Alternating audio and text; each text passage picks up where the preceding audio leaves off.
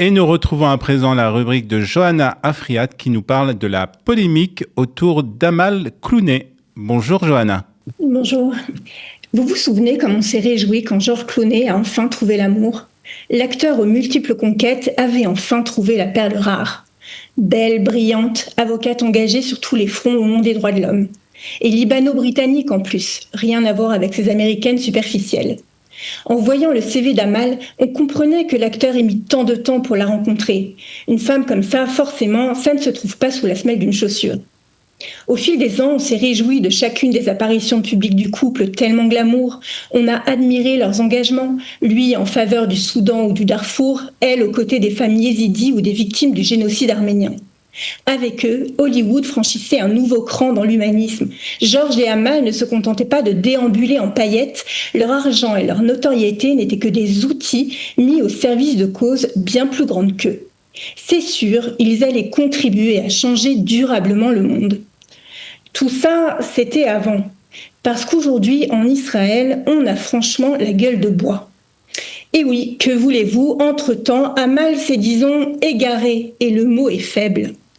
Elle a fait partie du panel d'experts juridiques qui a conseillé au procureur de la Cour pénale internationale de demander des mandats d'arrêt contre le Premier ministre israélien Benjamin Netanyahou, l'ancien ministre de la Défense Yoav Gallant, ainsi que 3 dirigeants du Hamas.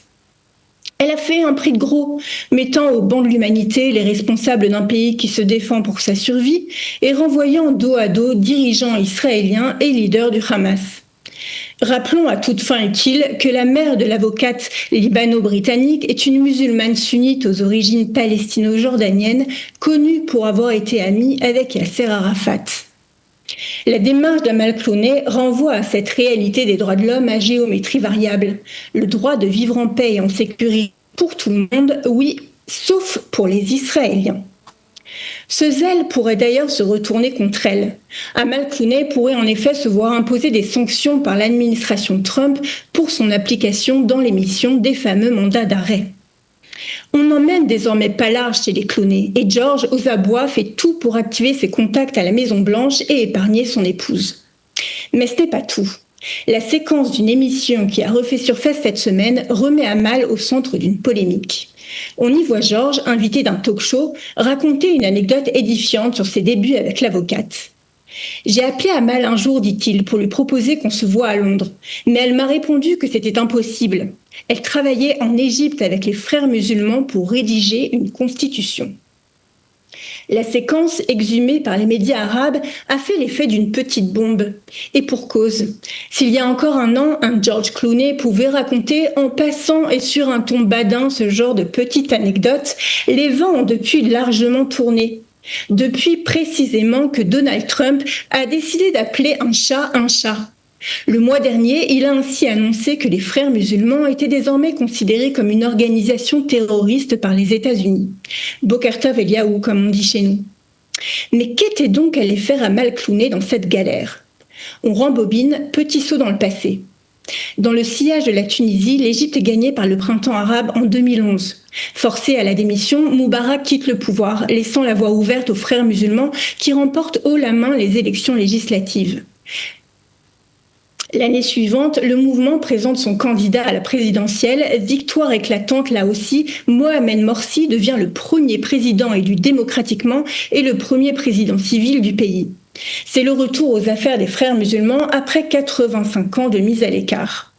Ça, c'était sur le papier. Mais chasser le naturel et il revient au galop. Morsi s'accorde rapidement ce qui ressemble au plein pouvoir. Quant à la fameuse constitution qui aurait été rédigée avec la participation d'Amal Clooney, elle est vite perçue dans le pays comme un coup d'État islamiste. S'ensuivent des persécutions contre les journalistes, le lâcher de gangs pro-frères contre des manifestants non violents, les procès militaires et les détentions arbitraires. Les grèves et les manifestations s'enchaînent et au bout d'un an, Morsi est destitué et les frères musulmans interdits.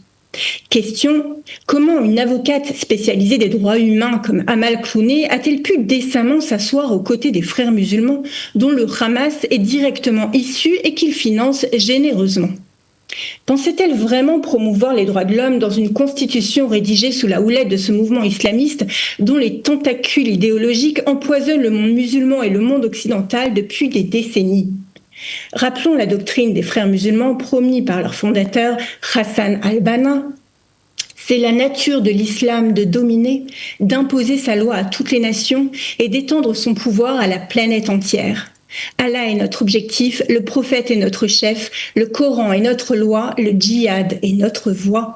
Mourir dans la voie d'Allah est notre plus grand espoir. Moralité de tout ça, se contenter de déambuler en paillettes, ça a parfois vraiment du bon.